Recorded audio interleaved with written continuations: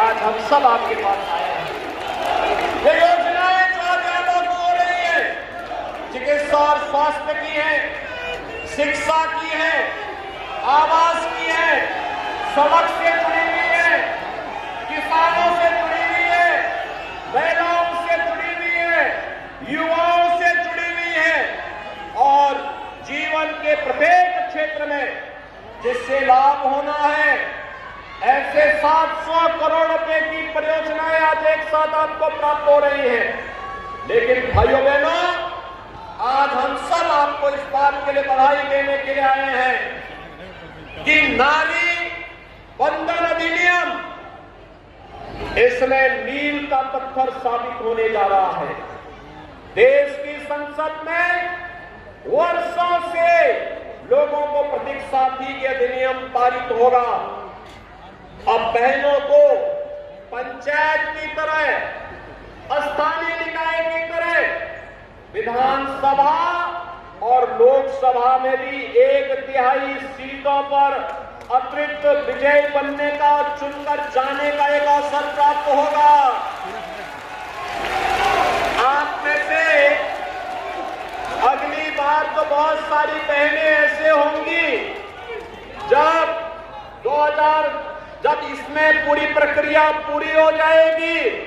प्रक्रिया पूरी होने और परिसीमन होने के बाद बहुत सारी बहनें ऐसी होंगी जो विधानसभा में विधायक के रूप में, संसद में सांसद के रूप में चुन करके जाएंगी। भाइयों बहनों, इसके लिए अभी से प्रधानमंत्री मोदी जी के प्रति आभार व्यक्त करने की आवश्यकता है, जिन्होंने आधी आबादी के सम्मान को और उनकी गरिमा को बनाए रखने में इस अधिनियम को पुरजोर तरीके से लग करके आपका सम्मान बढ़ाया है, आपकी गरिमा को बढ़ाया है और लगातार 9.5 वर्ष से जो इस अभियान के साथ लगे हैं कि योजनाओं पर व्यक्ति नहीं, जाति और मत और मजहब नहीं, बल्कि सबका समान अधिकार होना चाहिए। आखिर बताइए ना, एक बेटी की कौन जाति होती है? एक बहन की कौन जाति होती है?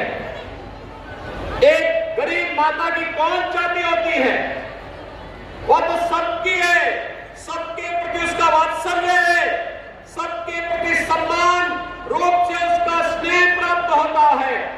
इसलिए इसको जाति के दायरे में बांट करके नहीं, जो लोग नारी गरिमा और सम्मान पर सेंध लगाते थे वही इसको बांटने का कार्य करते हैं। और इसीलिए तो हमारी सरकार ने कहा, डबल इंजन की सरकार ने कहा, नहीं, बहन, बेटी और मां को बांटो मत, उसका स्नेह समान रूप से प्राप्त होता है। अगर प्रधानमंत्री जी ने बेटियों को बचाने की मुहिम और उनको पढ़ाने की मुहिम फिर खेलो इंडिया, खेलों के कार्यक्रम को आगे नहीं बढ़ाते, फिर फिट इंडिया कार्यक्रम के मूवमेंट को आगे नहीं बढ़ाते, क्या इन बेटियों को इतना सम्मान मिल पाता? क्या वे आगे बढ़ पाते?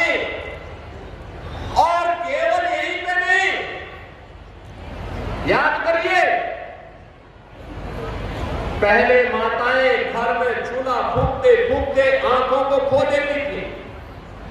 45 साल 50 साल की उम्र होते होते ऐसे लगता था जैसे बुढ़ापा आ गया है।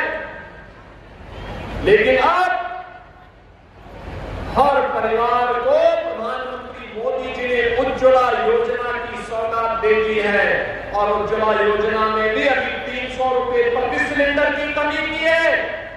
और हमने भी तय किया है दीपावली का उपहार हर उज्ज्वला योजना कनेक्शन धारी को फ्री में रसोई गैस का सिलेंडर उपलब्ध करवाएंगे।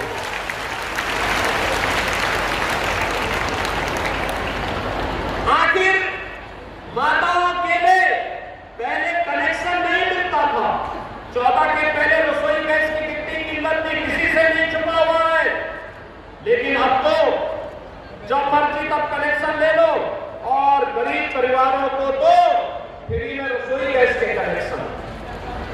देश के अंदर लगभग 10 करोड़ परिवारों को जिन्होंने आजादी के बाद रसोई गैस का सिलेंडर नहीं देखा था, उन्हें इस सुविधा का लाभ मिला है। और उत्तर प्रदेश में 1,75,00,000 परिवारों को इस सुविधा का लाभ मिला है, जिसमें 1,75,00,000 बहनें और माताएं इस योजना से लाभान्वित हुई हैं। देश के अंदर याद करिए कि देश के अंदर लगभग 4 करोड़ परिवार ऐसे थे जिनके सिर को ढकने के लिए छत नहीं थी, अपना मकान नहीं था। पहली बार प्रधानमंत्री आवास योजना में ग्रामीण और शहरी क्षेत्र में 4 करोड़ परिवारों को, जिसमें ज्यादातर मालिकाना अधिकार बहनों को दिया गया, प्रधानमंत्री मोदी जी ने घर का उपहार भी उन्हें देकर के लखपति बनाने का काम किया है। उत्तर प्रदेश में अब तक 55 लाख बहनों को एक आवास उपलब्ध कराया जा चुका है।